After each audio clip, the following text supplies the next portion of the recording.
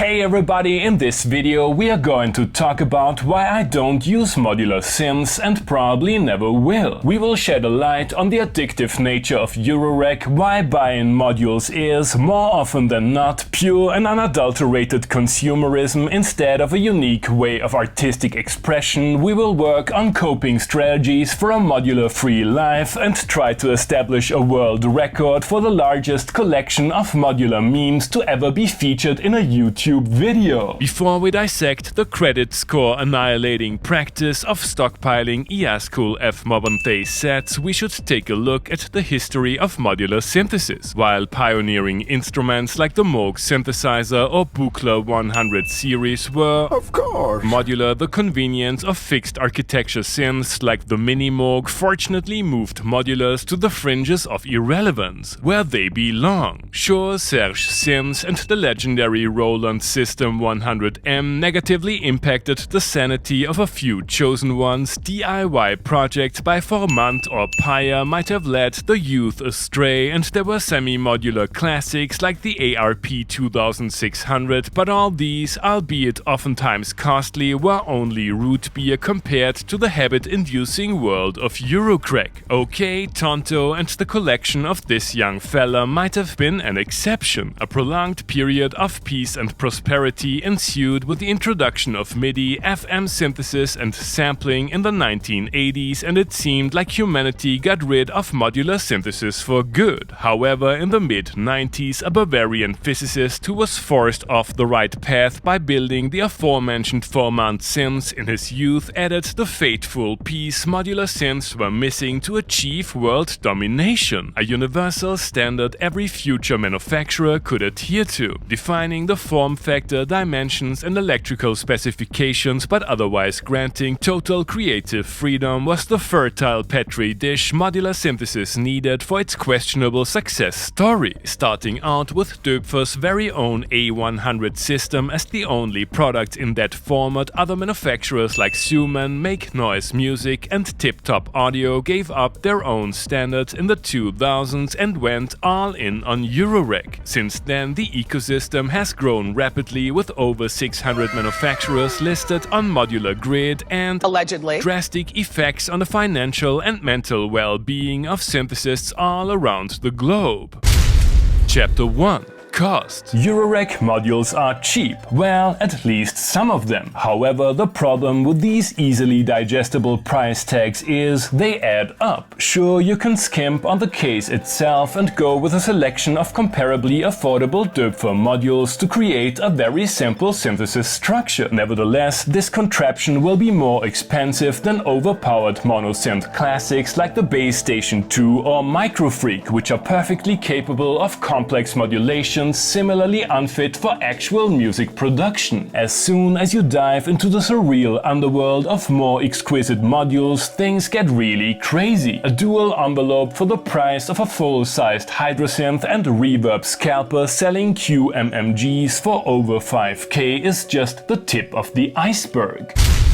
Chapter 2. Time. Modular synths come with a promise of unlimited sound design possibilities, which is not only basically true, but also one of the main reasons I don't use them. Hear me out. Fixed architecture synths, even the most janky and/or experimental ones, consist of a number of sections that are built to be part of one instrument. There might be some sweet spot hunting and facepalm moments when creating patches, but usually you don't have to spend time building the actual instrument. Meanwhile, everything about modular synthesis is time-consuming. Researching the parts, assembling them, creating patches and tuning them, introducing a performative element, troubleshooting, posting your setup on Instagram, and having to work 9 to 5 in order to finance all that madness because there is no time left to actually make music, leading us to Chapter 3. style. Modular synths are not cool. Nobody outside of your super nerdy niche cares about Eurorack, and chances are that most people will find an Erica Synths Mega Rack about as exciting as a train set in your basement. Yes, artists like Colin Benders are cool, but that guy is a trumpet virtuoso. He was the mastermind of his own 18-piece big band and looks like a model for Berlin-based fashion labels. He would be cool if he, well, was into having a train set in his basement. Chapter 4: Addiction. When it comes to Eurorack, the term addiction is thrown around lightly. Waldorf used it in their marketing, and there are countless posts all over the internet about it. I myself am lacking the self-control to handle a bag of nacho cheese Doritos and made a deliberate decision not to buy any Eurorack stuff at all. I do own a Moog Mother 32 though, and believe me, the temptation to put it in a case with a second oscillator and more versatile envelope is overwhelming at times. Dealing with this difficult topic is a very personal thing, and here is one instrument I use to get my modular fix without having to go on a Eurorack shopping spree. Chapter 5: Döpfer MS-404. This is the synthesizer that started it all, the root of all evil, if you will. Dieter Doepfer brought it to the market in 1994, a year before he presented the A100 at Messe Frankfurt, and it is the blueprint for both the sonic and visual aesthetics of Eurorack in general. It's basically a bunch of classic Doepfer modules in a single rack unit with just the right amount of connectivity to make it somewhat useless in a modular environment. Let's have a quick listen.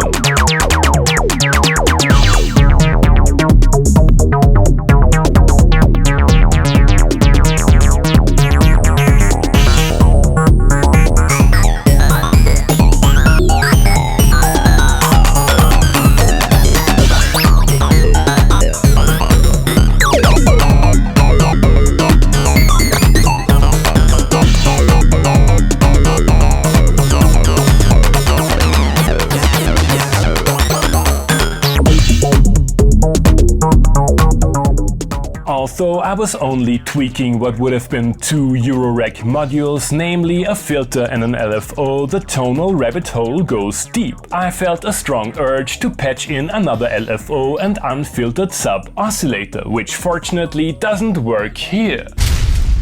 Chapter 6: The real reason why I don't use modular. Let's get this out of the way first. I'm not some kind of anti-Eurorack activist. Modular synths are great for musically minded people who don't have soul-crushing deadlines breathing down their necks, and can be both awesome collector's items and interesting DIY projects. They also make for a fantastic tax write-off and visual backdrop for people with confirmed musical output. The problem with all this is, in case this little meme collection is actually watched by a few people, I most probably have to put out a real modular synth video. Thanks for watching and see you next time. Hey everybody, I hope you enjoyed the video. Feel free to like, subscribe, become a patron and use one of the links down below that support the channel regardless of what your gas commands you to buy.